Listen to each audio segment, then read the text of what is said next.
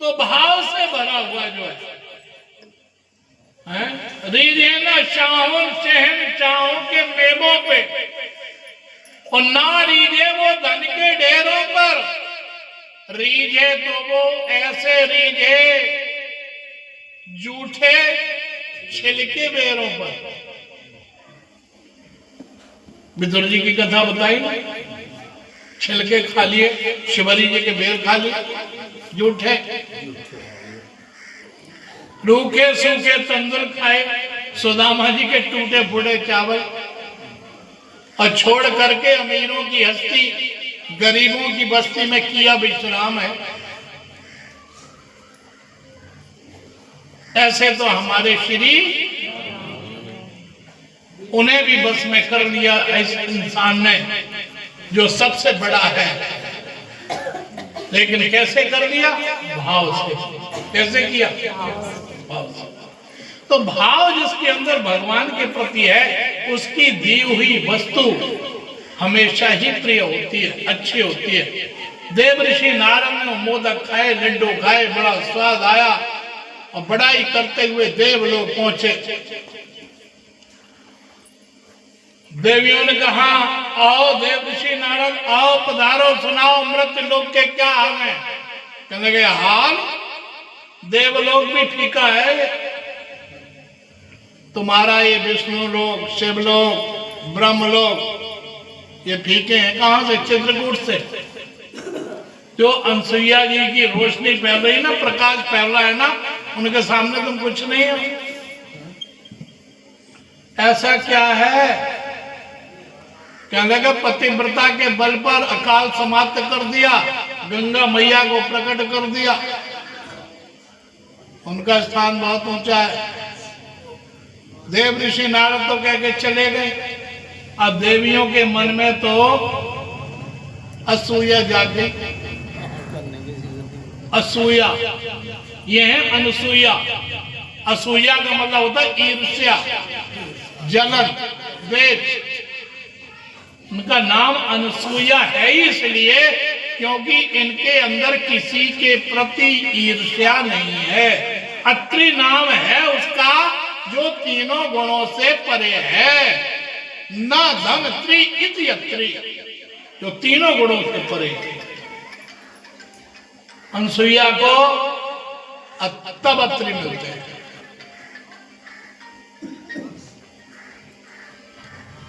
लिखा हुआ है, हमने पढ़ा कि तीनों देवियां इकट्ठी हुई, बातें करने लगी तो कामदेव को बुलाया।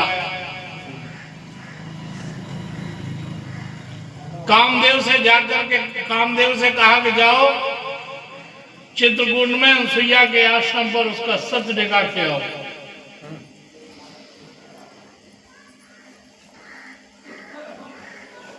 अत्रि ऋषि तपस्या करने गए। अनसुईया जी घर पे हैं अतिथियों के स्वागत के लिए। कामदेव अत्रि ऋषि का रूप बना करके गया। अनसुईया जी इनका भी तो गए थे, आ भी गए। उन्होंने जो बातें की अनसुईया जो को ठीक नहीं लगी तो देखा, हाथ में जल लिया, पतिदेव का ध्यान किया और जैसे ही छींटा मारा सो कामदेव जलने लगा, सो चरणों में पड़ गया। माता मुझे क्षमा करो, मुझे तो देवियों ने भेजा है, मुझे तो देवियों ने भेजा है, मुझे क्षमा करो। उनका जाओ, अच्छा जाओ, छोड़ दिया। जाकर के देवियों से कहा अपने बस की बात नहीं है, मुझे मरना नहीं है उस देवी के सामने जाकर के। अब लक्ष्मी जी के पास भगवान विष्णु आए तो मुंह फिरा के बैठ गई। ब्रह्मा जी के पास ब्रह्मा जी आए, उनका भी मुंह टेढ़ा। और पार्वती के पास शंकर जी आए, उनका भी मुंह टेढ़ा। देवियों हुआ क्या? तुम्हें क्या लगे हुआ क्या? जाओ फौरन। तीनों देवता इकट्ठे हुए, समझाया बहुत, अरे ईर्ष्या मत करो, वो पतिव्रता है, उसके सामने किसी की चलती नहीं है। कहने लगे मुझे कुछ नहीं चाहिए, मुझे तो मेरा नाम चाहिए केवल, परीक्षा दो जा करके। तीनों देवताओं ने कहा परीक्षा दो। उसकी हम क्या परीक्षा देंगे, परीक्षा तो हमारी और तुम्हारी दोनों की हो जाएगी। और हुआ वही, आए तीनों देवता, मां भिक्षाम देहि भगवती भिक्षाम देहि। अनसुईया जी ने कहा आइए आइए अतिथिर देवो भव। वो जो चावल चुवल साफ कर रही थी तो लेकर के गई, कहने कि ये भिक्षा नहीं चाहिए, फिर मुझे तो दूध पीना है, दुग्ध पीना है। बस ध्यान किया, हाथ में जल लिया और जो छींटा मारा सो बन गए छोटे छोटे बालक, और डाल दिया वो झूलने का, जिसे कहते हैं पालना,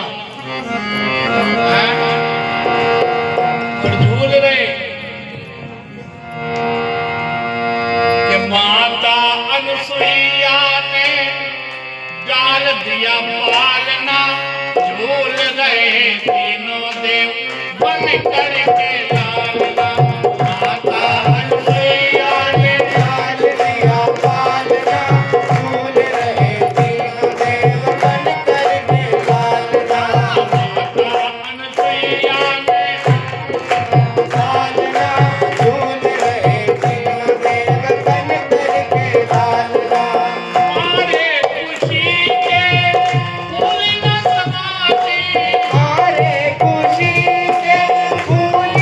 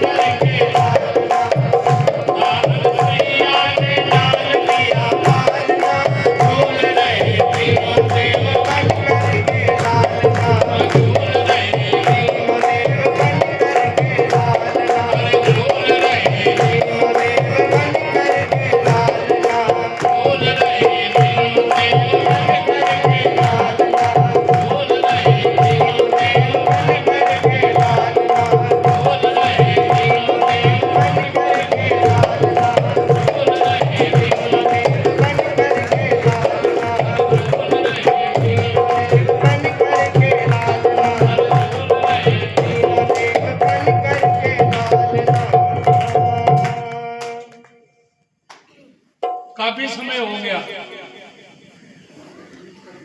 और तीनों देव वापस नहीं गए। देव ऋषि नारद गए, तीनों देवियां इकट्ठी मिलेंगी। तीनों देवियों ने कहा, उन्हें देखा आपने? नारद जी ने के ने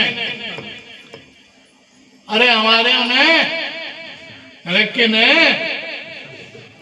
कहां से आ रहे हो? मैं लगे मृत लोक से आ रहा हूं। अनसुईया जी के आश्रम में भी गए थे? चले हाँ गए तो थे। तो वहां नहीं कोई दिखा? कहने का दिखा, एक पालने में 3 बच्चे पड़े, झूल रहे थे बड़े आराम से दूध पी करके। तीनों देवियां घबराई, तीनों देवियां। और इतने में अत्रि ऋषि तीर्थ यात्रा करके वापस आ गए थे। तीनों देवियां आई, माता मुझे क्षमा कर दो।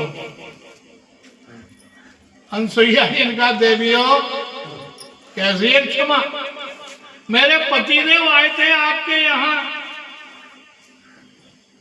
कहने को मुझे तो पता नहीं, देखो इनमें से है कोई तुम्हारा पति तो देखो। अत्रि ऋषि ने पूछा, कौन है? अनसुईया जी ने कहा कि तुम्हारी पुत्र वधू है। पुत्र वधू है? पुत्र कहाँ है देखो। तो जो अत्रि ऋषि ने देखा 6 महीने के बालक और 6 हाथ की बहू है। देवी ने माफ करो, तो एक ही रूप के तीनों देव बना दिए। एक ही रूप के, पहचान लो अपना अपना। फिर चरणों में पड़ी तीनों देवियां, माता अब मुझे ज्यादा दुखी मत करो। तब अनसुईया जी ने फिर जल का चीटा दिया और वो पूर्व रूप में आए, ब्रह्मा विष्णु महेश तीनों के में। बोलिए अनसुईया मैया की जय। ये है भारत की देवियों की शक्ति, और आप भी वही हो। ऐसी संगत में बैठा करो जो कुछ सीखने को मिले। ऐसा मत करो, उनकी संगत मत करो जिससे घर का नाश हो जाए। ऐसा सीखा करो जिससे कि कुल का नाम रोशन हो। मेरे पास तो समय नहीं, क्योंकि इस समय मुझे कथा का सार कहना है। एक प्रसंग कहना होता है तो मैं बहुत विस्तार कर देता हूँ। अब ये सतियों की बात आ गई है ना, इसमें चाहे जितनी सतियों की चाहे जितना दृष्टांत, भगवान की कृपा से, तुम्हारे भाग्य से तुम्हें जैसा भी मिला है ना, तुम्हारा पति, उसकी सेवा करो। लेकिन आपका, हाँ शराबी भी है ना, शराबी भी है ना, लेकिन यदि उस देवी के अंदर भगवान के प्रति आस्था है तो भगवान के दरबार के सामने कह रहा हूं कि वो शराबी भी एक दिन भगवान का भक्त हो जाएगा। लेकिन उस देवी के अंदर वो आस्था, वो श्रद्धा होनी चाहिए। वैश्यागामी कोढ़ी, वैश्यागामी कोढ़ी पति नर्मदा को मिला, पद्म पुराण की कथा। क्योंकि वो नर्मदा तप करके ब्रह्मलोक पहुंच गई।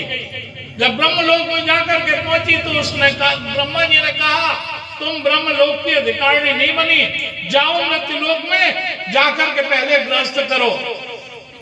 मैं देवियों से कहूंगा, जो भी यहाँ देवियां हैं, ये जोश में होश खो बैठती हैं। कोई सन्यासिनियां बन गई, कोई बैरागनियां बन गई, कोई आश्रमों में जाकर के कार सेवा और दुनिया भर की सेवा। अपने घर के संस्कारों को सीखो और अपने जीवन को बनाओ। तुम्हें बहुत आगे जाना है। ये जब गलतियां हो जाती है ना, तो उन गलतियों में झंडा ऊंचा हो जाता है, अखबारों का विषय बन जाते हो। जिस घर में जन्म लिया है उसके दादे परदादे भी बदनाम हो जाते हैं। ऐसी संगत मत करो, ऐसी संगत करो जहां से शिक्षा मिले, जहां से अच्छे संस्कार मिले। कुछ बनो इन कथाओं को सुनकर के। ब्रह्मा जी ने कहा जब तक ग्रस्त नहीं किया है तब तक यहां आने की अधिकारिणी नहीं हो जाओ। मैं किसे अपना पति बनाऊंगी? ब्रह्मा जी ने कहा तुम्हें मंदाकिनी के किनारे जो पहला व्यक्ति मिले वही तुम्हारा पति होगा। एक कोढ़ी जो कि वैश्यागामी था, और उस वैश्यागामी के कारण, उसके दुष्कर्म के कारण वो कोढ़ी हो गया, कुष्ठ हो गई। उस देवी ने उसे प्रणाम किया और उससे कहा कि आप हमारे पति देव हैं, ब्रह्मा जी की आज्ञा मुझे प्राप्त हुई। उसने कहा मैं तो कुष्ठ रोगी हूं, मुझे कौन पूछेगा, मेरे कर्म ऐसे हैं। कहने लगे आप चिंता मत करो, और वो सेवा करने लगी। और जब सेवा करने लगी तो एक दिन जिस वैश्या के जाल में वो फंसा हुआ था ना, पहले जब धन खत्म हो गया तो उसने उसे त्याग दिया, छोड़ दिया। वही वैश्या वहां से निकली और उसे देख करके उस कुष्ठ रोगी ने जब देखा, नर्मदा उस समय नर्मदा वहां पर थी नहीं, तो उदास हो गया। नर्मदा ने पूछा स्वामी जी क्या हुआ आपको, पतिदेव क्या हुआ आपको? कहने लगे हुआ क्या? जो मेरी समस्या का समाधान है हो ही नहीं सकता। कहने लगे बताइए तो आप। और उसने जब बताया तो उस वैश्या की जाकर के सेवा की नर्मदा ने, उस वैश्या की। और वो वैश्या प्रसन्न हुई तो वैश्या ने कहा देवी आप बहुत यहाँ दिन से सेवा कर रही हो, बताओ आपको क्या चाहिए? कहने लगी मेरे पति देव आपसे मिलना चाहते हैं। ले आइए। अपने कंधों पर बिठा के ले जाती है मेरे प्रभु प्रेमियों, टोकरे में धर के। और जिस अंधेरा था जा रही थी, मांडव ऋषि को शोली लगी हुई थी। एक बहुत उच्च कोटि के संत मांडव ऋषि, जिन्होंने धर्मराज को भी शाप दे दिया था, शूली लगी हुई थी। तो जब वो वहां से निकलने लगी तो उनका जो पांव लटक रहा था वो पांव उस टोकरे में लग गया, या उस कोड़ी का हाथ लग गया। मांडव ऋषि ने कहा मुझे कष्ट में कष्ट देने वाला कौन है? जिसने मुझे कष्ट दिया है, कल सूर्योदय जैसे ही होगा वैसे ही उसका प्राणांत हो जाएगा। नर्मदा जी ने कहा महाराज अपना श्राप वापस ले लो। मांडव ऋषि ने कहा मैं मांडव हूं, मैं अपना श्राप वापस नहीं ले सकता हूं। नर्मदा जी ने कहा तो फिर कल से सूर्य ही उदय नहीं होगा।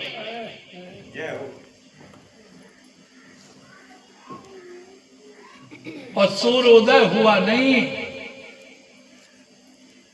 सभी देवता घबराए, ब्रह्मा जी के पास गए, चित्रकूट में आए, नर्मदा को समझाया। नर्मदा ने कहा मैं वैधव्य नहीं प्राप्त करना चाहती हूँ, मैं विधवा नहीं बनना चाहती हूँ, मैं तो सधवा रहना चाहती हूँ। बेटी हम ने आपको कहा था, लेकिन ये तो समस्या हो गई। अनसुईया जी ने समझाया। ब्रह्मा जी ने कहा अनसुईया से मैं इस बेटी को वचन देता हूं, एक बार ये अपना वचन वापस आ दे, सूर्य को निकलने दे, इसकी मृत्यु तो होगी उस तंत्र के श्राप से, लेकिन मैं इसे निरोगी काया दे करके जीवित करूंगा। और वही हुआ। उन सब के कहने से उसने अपने वचन वापस किए, सूर्योदय हुआ, उसकी मृत्यु हुई, और फिर ब्रह्मा जी ने निरोगी काया देख करके उसी के अनुरूप उसे बना दिया, और फिर दाम्पत्य जीवन कितना उनका सुखी। ये भारत की देवियां हैं। कैसा भी हो, उन्हीं अनुसुईया जी के आश्रम पर आज भगवान श्री राम गए हैं और सीता जी उन्हीं के पास गई हैं, और सीता जी ने यही उपदेश किया जो मैं आपको दे रहा हूं कि कैसा भी पति हो, चाहे क्रोधी हो, चाहे कामी हो, तुम्हारे भाग्य से जैसा तुम्हें मिला है उसकी सेवा करो। ऐसे उपपति कर अपमाना, नार पाव जम पर दुख नाना। यदि ऐसे पति का भी अपमान आपने किया है तो फिर यमपुरी में जाकर के बहुत बड़ा आपको दुख मिलेगा। और यदि आप अपने धर्म पर हैं तो निश्चित मानो, शास्त्र कहता है कैसा ही बिगड़ा हुआ क्यों ना पति हो, आपकी प्रार्थना सच्ची है तो भगवान उसे ठीक कर देंगे। और आप तो अनजान में हाँ जी करोगे, लेकिन वह सच घटना व्यास गद्दी जहां भी जाता हूं कथा में कहता हूं। हमारे अंबाले की घटना, एक कर्नल की बेटी जो आस्तिक पूरी तरह से, और जिसका पति घोर नास्तिक, बहुत बड़ा अधिकारी था भाखड़ा नंगल डैम में, उच्च अधिकारी था, और वो बहुत भक्तनी थी, भगवान की भक्ति करने वाली, लेकिन छुप छुप के करती थी अपने पति से। मेरी एक बार प्रीति नगर में, वहां सनातन धर्म मंदिर है, वहां पर हमारी 21 दिन की कथा हुई, राम कथा। तो उसने जो आवाज सुनी, साउंड लगा हुआ था, तब वो चलते थे 2 in 1, वो ऑडियो चलती थी ना, तो ऑडियो कैसेट लगा के आती थी उसमें, और समय देख लेती थी, रात्रि में कथा होती थी, और जब आधा घंटा हो जाता था तो उसे बदल देती थी। ऐसे पूरी 3 घंटे की कथा वो प्रतिदिन रिकॉर्ड करती थी। और जब उसका पति चला जाता था अपनी ड्यूटी पर, तो फिर वो सुनती थी दिन में। एक दिन उसका पति गया तो, लेकिन वापस आ गया, और वो सुन रही थी। उसने तो उससे बहुत बुरा भला कहा और उसका तोड़ दिया जो वो था, और कैस्टा सारी तोड़ दी, लेकिन कहा उसने कुछ नहीं। अपने पिता के पास है, मैं किराए पर रहता था कलाल माजरी में, और वहीं उसका घर था, उसके बाप का, वहीं की वो लड़की थी।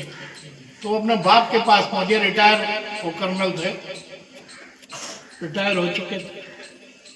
उनका पिताजी ऐसे ऐसे एक पंडित जी हैं, कथावाचक हैं, कथा करते हैं, मुझे उनकी कथा बहुत अच्छी लगी, और यहीं कहीं रहते हैं वो। ऐसा सुना, अरे आप कमल जी की बात कर रहे हो।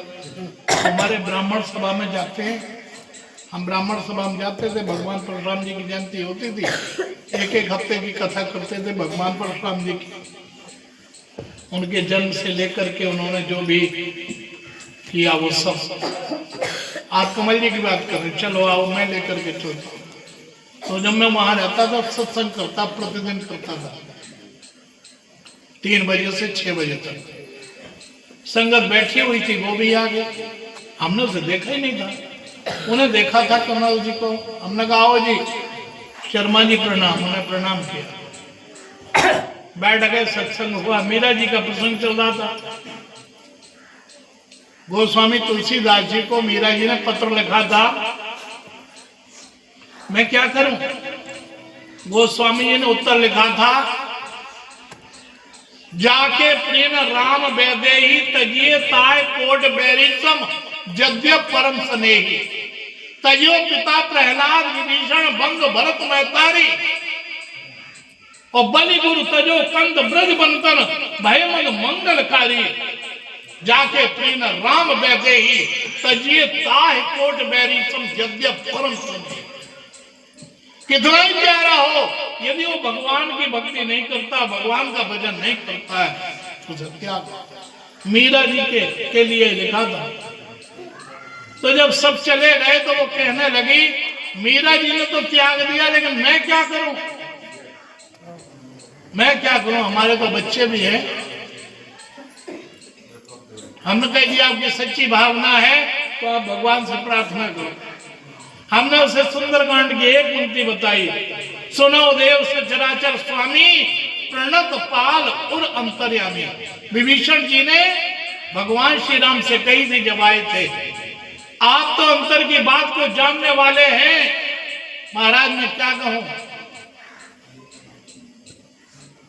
सुना हो देव सचराचर स्वामी और प्रणत पाल और अंतर्यामी। यदि 5 माला प्रतिदिन हो जाए तो और भी अच्छा, नहीं 1 माला तो जरूर राम दरबार के सामने करो, और उसके बाद भगवान से प्रार्थना करो कि हे प्रभु हमारी ये इच्छा पूर्ण कर दें, करने की कृपा करें। और आप ज्यादा 6 महीने करके देखो, आपको परिणाम मिलेगा, सुखद परिणाम। और उसने किया जी, और सच कह रहा हूं आपको, वो व्यक्ति जो घोर नास्तिक था, 11 दिन की कथा मुझे बुला करके अपने घर में रखवाई। ये किसकी शक्ति है, ये किसकी श्रद्धा है, किसका विश्वास, उस देवी का।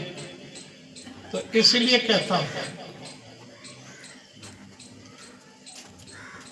सच्ची श्रद्धा रखो, सच्चा विश्वास रखो परमात्मा पर।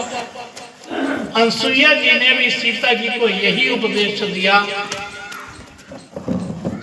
वैसे तो आप जगत जननी हैं, आप सब कुछ जानती हैं, आपका नाम लेकर के पतिव्रताएं पतिव्रत धर्म धारण किया करेंगी। और तब उन्होंने वृंदा जी का, तुलसी जी का प्रमाण दिया कि देख लो पतिव्रत का प्रभाव, कि भगवान विष्णु के सिर पर तुलसी जी चढ़ती है ना, सालिग्राम जी पर, बोलो ना, ये पतिव्रत धर्म का प्रभाव है, जिसने भगवान को भी पत्थर बना दिया। ये पतिव्रत धर्म का प्रभाव। तो अनुसुईया जी के आश्रम में, अत्रि जी के आश्रम में, वही आश्रम है जिसकी कथा मैं पहले सुना चुका हूं, और जिनके यहाँ ब्रह्मा विष्णु महेश पुत्र बनकर के आए थे। ये भी आपको बता दूं लगे हाथों, ब्रह्मा जी के अंश से तो चंद्रमा पैदा हुआ था। चंद्रमा किसका पुत्र है, ब्रह्मा जी का। भगवान विष्णु के अंश से दत्तात्रेय भगवान है,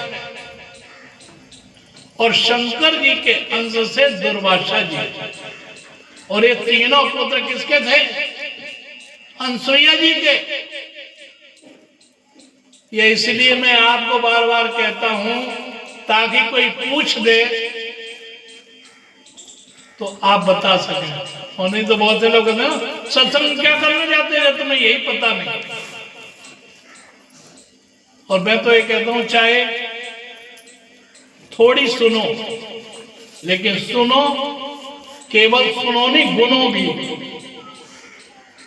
उसका मनन भी करो, उसे जीवन में भी धारण करने का प्रयास करो। यदि आपने कथा का एक अंश भी अपने जीवन में उतार लिया, उसका मनन कर लिया, तो समझो कल्याण हो गया। और नहीं तो फिर वही कि किसी संत ने एक बाल्टी भांग दे दी, उसकी कुर्ली करवा दी। जब पूछा कुछ हुआ, कहने लगा कुछ नहीं हुआ। और फिर एक गिलास पिला दी, अब हुआ? कहने लगा ऊपर नीचे हो रहा हूं। तो उसने कहा एक बाल्टी से कुछ नहीं हुआ और एक गिलास से तो ऊपर नीचे होने लगा। तो कहने लगा वो तो हमने पी है और उसकी कुर्ली की है। संत जी ने कहा ये ऐसे ही है कि सारा नहीं, यदि थोड़ा सा भी अंश अपने जीवन में उतार लो। और मानस में तो, रामायण में तो वैसे भी उत्तरकांड में लिखा है कि संत पंच चौपाई मनोहर जान जूनर उर्धरे दारुण अविद्या पंच जनित विकार चिरी रघुवर हरे। पूरी रामायण नहीं, यदि 5 चौपाइयां भी अपने जीवन में उतार लो। बालकांड की एक चौपाई ले लो, मंगल भवन या मंगल हारी और द्रवल सुदर्शरथ अजर बिहारी। और अयोध्या कांड, एक बात ध्यान रखना, यहाँ बहुत से लोग अजर बोलते हैं, अजर नहीं है, अजर है। क्या है? अजर। अजर का मतलब होता है आंगन। भगवान शंकर मंगलाचरण करते हुए पार्वती जी को कथा सुनाते हुए जब मंगलाचरण करते हैं तब वो भगवान को याद करते हैं। बंदो बाल रूप सोई रामो सब सिद्ध सुलभ जपत जिसु नामो और मंगल भवन अमंगल हारी द्रवो सो दशरथ अजर बिहारी। मैं आपके बाल स्वरूप, बालक स्वरूप का ध्यान कर रहा हूं। मेरे अंतःकरण रूपी आंगन में आकर के विचरण करो, खेलो, जैसे आप महाराज दशरथ के आंगन में खेले थे। मैं आपकी कथा आपके श्रोता को सुनाने के लिए जा रहा हूं। तो अजर नहीं, अजर, ये ध्यान करना। वैसे तो कैस्टों में भरी है अजर, अजर नहीं है, अजर है, अजर, छोटी की मात्रा, अजर। मंगल भवन अमंगल हारी द्रवो सो दशरथ अजर बिहारी। ये बालकांड की एक ले लो मंत्र। अयोध्या कांड का एक मंत्र ले लो, कौन सा? कि रघुकुल रीति सदा चले आई और प्राण जाय बर वचन न जाय। सोच समझ के किसी को वचन दो और यदि दे दिया है तो उसकी पालना करो। महाराज दशरथ ने अपने प्राणों का परित्याग कर दिया लेकिन अपने वचन को तोड़ा। और अरण्य कांड की आप कथा सुन रहे हो तो अरण्य कांड में अगस्त्य ऋषि ने मांगा है कि अब प्रभु कृपा यह वर मांगो और कृपा निकेता बस हो राम सिंह लखन समेता। महाराज हमारे हृदय में आप आकर के तीनों ही निवास करें, मैं यही वरदान मांगता हूं। और किष्किंधा कांड में क्या मांगो? जो सुग्रीव ने मांगा है कि अब प्रभु कृपा करो यही भांति और सब तज भजन करो दिन राति। और सुंदर कांड में क्या मांगना है कि दीन दयाल बिरदु संभारी और हरो नाथ मम संकट भारी। और लंका कांड में से क्या लेना है? मंदोदरी रावण को कह रही है, मंदोदरी कह रही है कि हे दशानन चौथे पन जाई रबकान।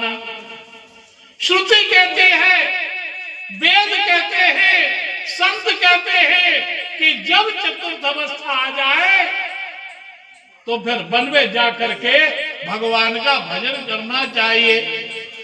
और उत्तरकांड में क्या ले लो कि राम राज बैठे त्रैलोका और हर्षित भय गए सब शोका। 7 चौपाइयां हो गई। एक एक कांड से एक एक मंत्र ले लो, इन्हीं का रोज पाठ कर लो, इन्हीं का मनन कर लो। सत पंच चौपाई मनोहर जान जो नर उर धरे, दारुण अविद्या पंच जनित विकार चिनि रघुवर। तो अनुसुईया जी के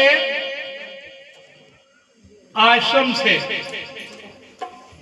अनुसुईया जी के आश्रम से भगवान श्री राम आगे बढ़ते हैं। और जब आगे बढ़े तो फिर पहुंचे जाकर के सरभंगा ऋषि के आश्रम पर। सरभंगा ऋषि ब्रह्मलोक जा रहे थे,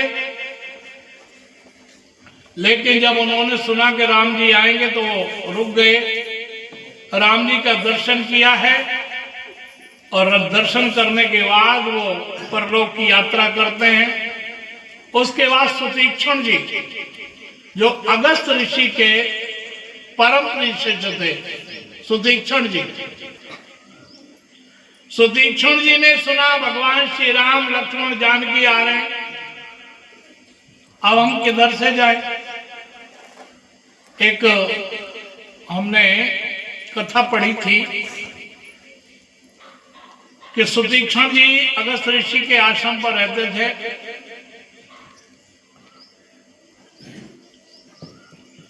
अगस्त ऋषि को कहीं बाहर जाना था, तो उन्होंने कहा देखो ये जो ठाकुर जी है ना, इन्हें ठीक से नहलाना, इनकी पूजा करना, भोग लगाना। सुतीक्षण जी करते रहे। अब जहां वो रहते थे वहां जामुन का वृक्ष था, जामुन का वृक्ष। अब जामुन का फल आने का समय था। हाँ जी लाला जी, सुन रहे हो? जामुन का फल था तो बड़ा सुंदर लगा उन्हें। कैसे मिले? पेड़ पे चढ़ना नहीं आता था तो सालिक राम जी को ही ले लिया, उठा लिया, और सालिक राम जी को जो मारा उस वृक्ष की डाल पे, सालिक राम जी तो गए समुद्र में, जामुन नीचे गिर गया। तो वो जो 2-3 जामुन गिरे थे, अब वो भी काला था। अब सालिक राम जी कहां से लाए? तो एक जामुन रख दिया ठाकुर जी के सिंहासन में। अगर ऋषि लौट के आए, अब उन्हें तो पता नहीं था, तो अगले दिन उन्होंने जो स्नान करवाया, वो जामुन तो जामुन है ना, वो तो भूल गया। एकदम आवाज है सुदीक्षे, हाँ गुरुजी ये क्या है? कहने गुरुजी मुझे नहीं पता क्या है। क्यों? तो इनकी ये हालत। कहने की हालत क्या है? पोनी पोनी चंदन, पोनी पोनी पानी, रोज रोज चंदन लगाओगे, रोज रोज पानी डालोगे, घिस गए ठाकुर हम क्या जाने। पोनी पोनी चंदन, पोनी पोनी पानी और घिस गए ठाकुर हम क्या जाने। ये ठाकुर घिस गए, आप रोज रोज इन्हें नहलाते हो, चंदन लगाते हो। सुतीक्षण जी को कहा अगस्त ऋषि ने तब तक लौट के नहीं आना जब तक हमारे ठाकुर जी ना आ जाए। तो तब से सुतीक्षण जी गुरु जी से अलग रहते थे। आज सुतीक्षण जी ने जब सुना, बड़े प्रसन्न हुए। मेरी झोंपड़ी में आएंगे कि नहीं आएंगे, कहीं रास्ता बदल के न चले जाएं।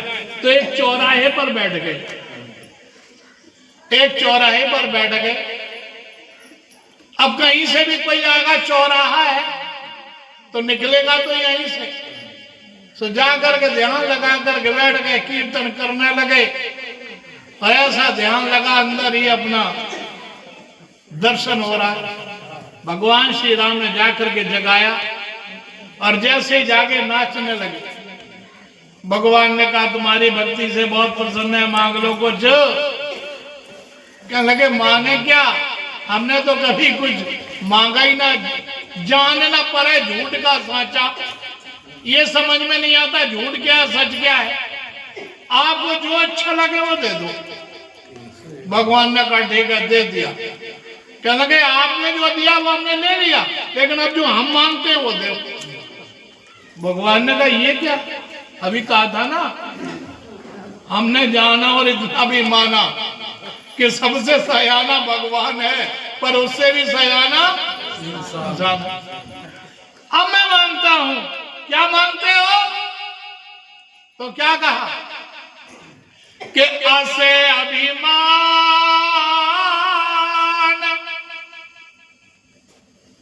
जाय जन भोरे,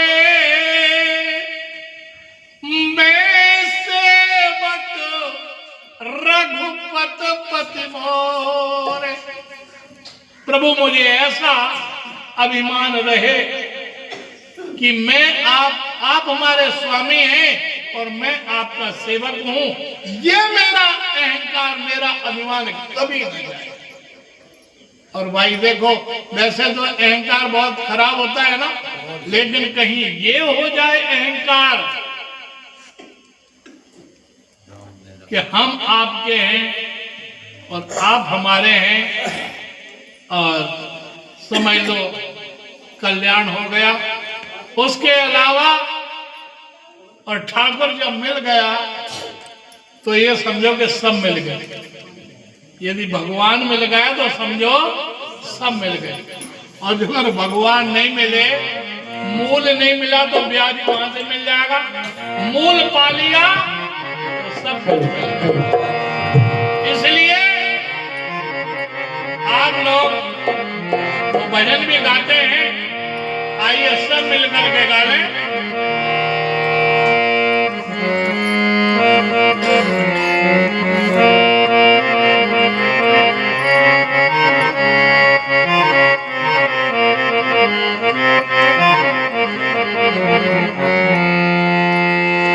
श्री राम तुम्हारे हर चरणों से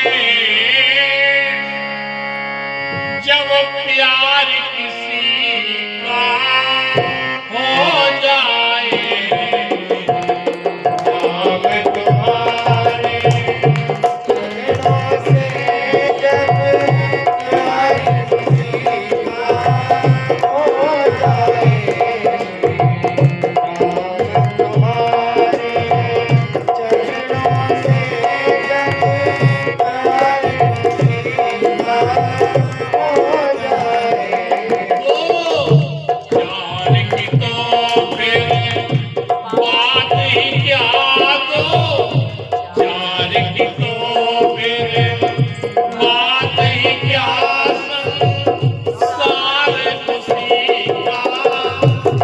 जाए,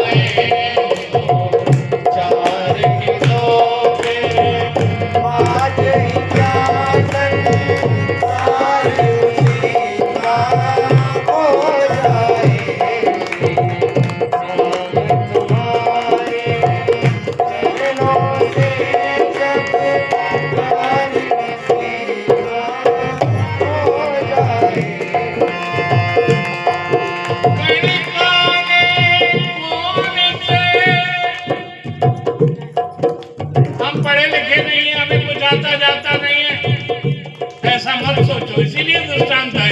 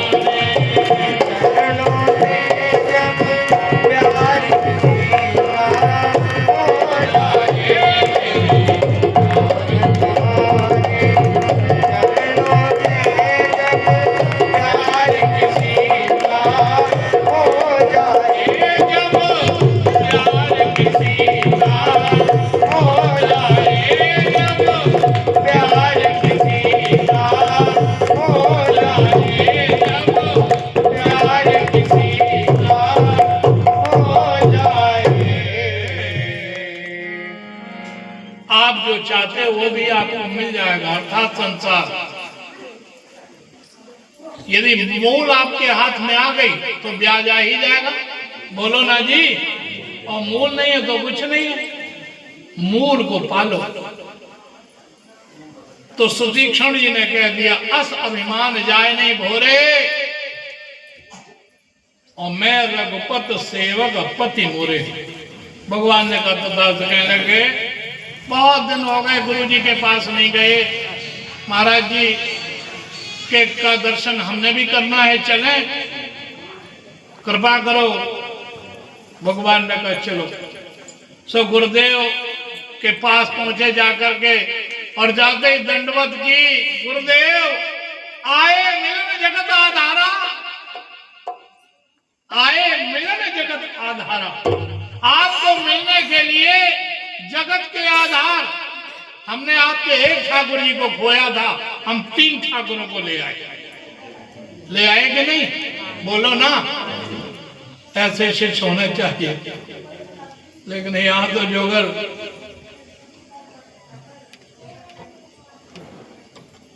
खत्म मामला, नाम भी याद नहीं रहता। बहुत से तो भूल ही गए होंगे गुरुजी भी कोई थे। हाँ, जहां देखा मालपूड़ा खाने को मिला, यहाँ क्या दरार है, वहां चलो भाई, वहां देखेंगे। आज ठाकुर जी को मिलवा दिया। भगवान श्री राम अगस्त्य ऋषि के पास पहुंचे, जाकर के दंडवत प्रणाम किया है, बैठे हैं। और उसके बाद अगस्त्य ऋषि से कहा,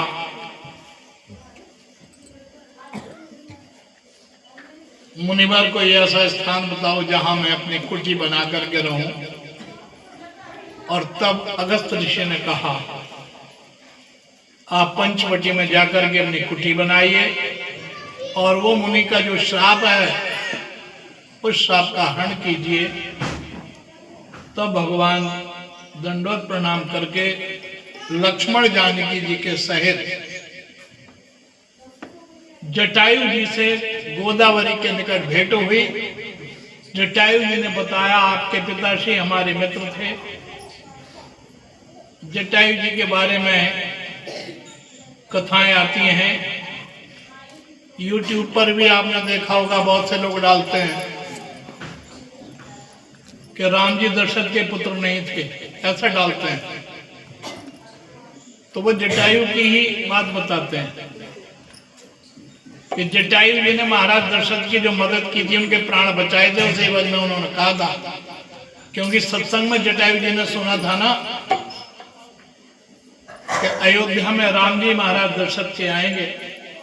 तो जब ऊपर से शनि की दृष्टि पड़ी तो नीचे गिर रहे थे, तो जटायु जी ने अपने ऊपर ले लिया, हवा करने लगे।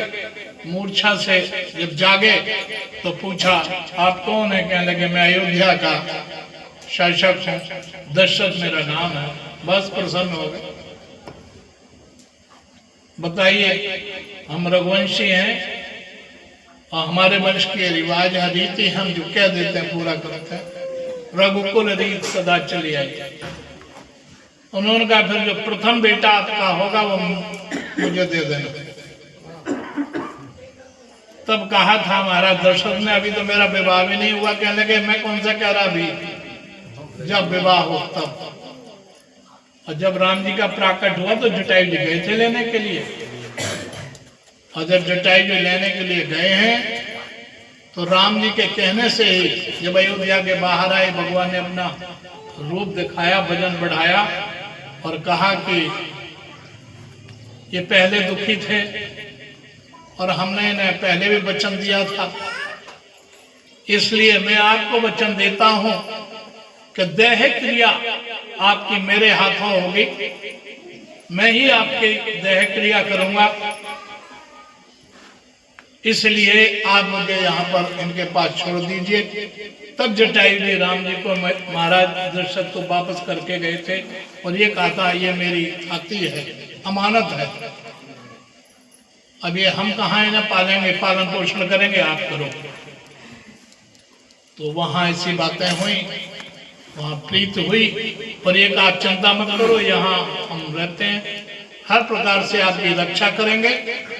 तब भगवान श्री राम ने जाकर के पंचवटी में निवास किया है, पर्ण कुटी बनाई है। बस यही कथा को विश्राम दे दें, क्योंकि आगे तो जो अगर कथा बढ़ गई तो फिर ये घड़ी पीछे हो जाएगी मेरे हिसाब से। अभी तो शायद ठीक चल रही होगी, हाँ? ठीक चल रही, तो चलो फिर माला कर ले राम नाम की, जो अगर देर ना हो तो कर लें, बोल दिया करो, कर लें। नहीं टाइम ही तो नहीं है, और तो सब कुछ है आदमी के पास। माला। जय सिया राम जय जय हनुमान, जय सिया राम जय जय हनुमान, संकट मोचन कृपा निधान, राम राम राम राम राम राम तो, राम राम राम राम राम राम जी, राम राम राम राम राम राम चार,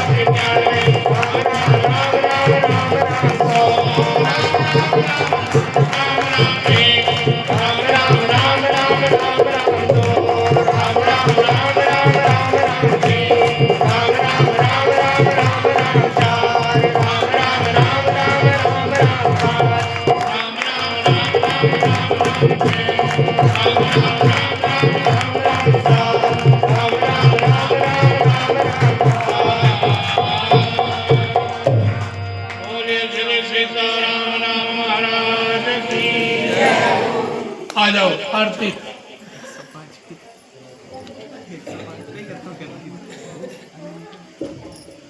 स्पीड इतनी बढ़ा देता है फिर रात भी नहीं चलता। आओ जी आ जाओ।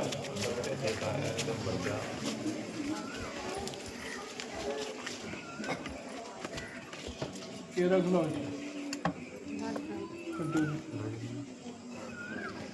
चलो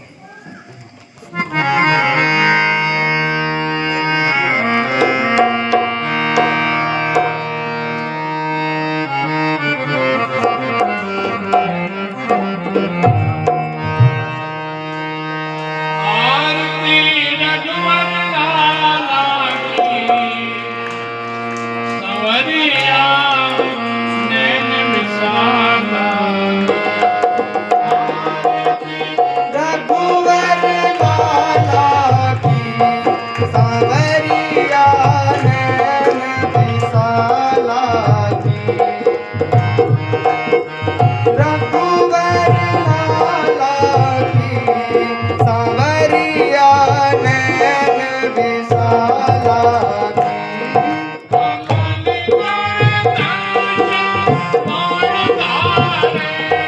कमल कर धनुष बाण धारे। नैना रत्नारे सलोने नैना रत्नारे।